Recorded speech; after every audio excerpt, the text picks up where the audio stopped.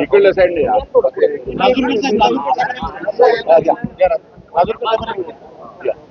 चला घ्या.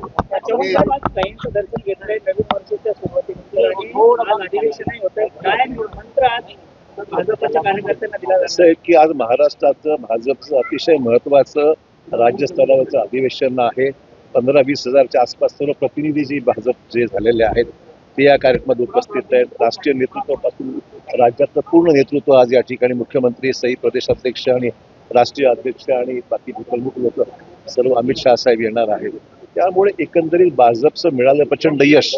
या यशामध्ये जनतेचे आभार मानणं हे त्याचं प्रथम कर्तव्य आहे की महाराष्ट्रातल्या जनतेने प्रचंड बहुमताने राज्यामध्ये सरकार आलेलं आहे. भाजपकडे 130 पेक्षाही जास्त आज आमदार उपलब्ध आहेत. युती महायुतीला यश मिळालेलं आहे आणि म्हणून सर्वप्रथम या नवीन वर्षामध्ये साईच्या चरणी अर्पण होत लोकांचे आशीर्वाद लोकांनी आम्हाला दिले त्याबद्दल आम्ही लोकांचे कृतज्ञता आभार मानण्याकरता प्रार्थना ही या ठिकाणी आलेलो आहोत. आणि मग सदस्य नोंदणी संपूर्ण देशामध्ये भाजप हा सर्वात जास्त नोंदणी असणारा सर्वात जास्त प्रतिनिधी असणारा हा आपला पक्ष आहे आणि म्हणून नोंदणी मोठ्या प्रमाणावर संपूर्ण राज्यात सुरू आहे. येणाऱ्या 20 तारखेपर्यंत नोंदणी आम्हाला सगळ्यांना करायची आहे.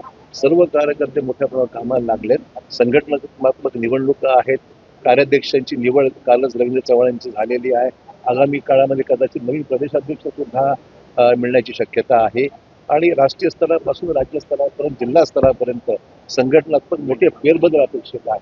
त्यामुळे नवीन चैतन्यातून नवीन वर्षामध्ये पुढच्या आगामी स्थानिक स्वराज्य संस्थांच्या निवडणुका आहेत ते लक्षात घेऊन आणि लोकांचा जनादेश जो आहे तो पुन्हा आम्हाला प्राप्त व्हावा या अनुषंगाने संपूर्ण तयारी सुरू आहे. नांदेडमध्ये सर्वपक्षीय बैठक झाली आहे. पालकमंत्री अजून जाहीर व्हायचे आहे मात्र मुंडे घरातलं कोणी पालकमंत्री नसावं अशी कार्यकर्ते फारसं काय मोठा विषय नाहीये. ठीक आहे थोडे विषय मराठवाड्यातले काही आहेत परंतु लोकांच्या भावना असतात व्यक्त केल्या ठीक आहे.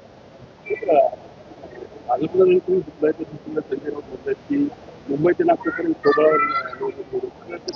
की त्यांची महाविकास आघाडी आहे का इंडिया आहे का नेमकं काय आहे त्यांना विचारा. एकीकडे निवडणुकीच्या अगोदर एक परिस्थिती होती. आज निवडणुका झाल्यानंतर सर्वच विस्कळीत झाल्याचं चित्र दिसायला मिळतं. त्यामुळे होणारच होतं त्यात काय नवीन काही नाहीये. इंडियामध्ये एक वाक्यता त्यांच्या पक्षात नाहीये. वेगवेगळे पक्ष वेगवेगळ्या पण तयारी करत आहेत. दिल्लीमध्ये पाहताय काय परिस्थिती आहे त्यामुळे ते अपेक्षित होतच. असं हा निर्णय स्थानिक जिल्हा नेतृत्वावर सोपवला जाईल असं दिसतंय मला. प्रत्येक जिल्ह्यातली परिस्थिती वेगवेगळी आहे त्यामुळे जिल्ह्यातल्या युनिटला विश्वासात घेऊनच हा निर्णय घेतला.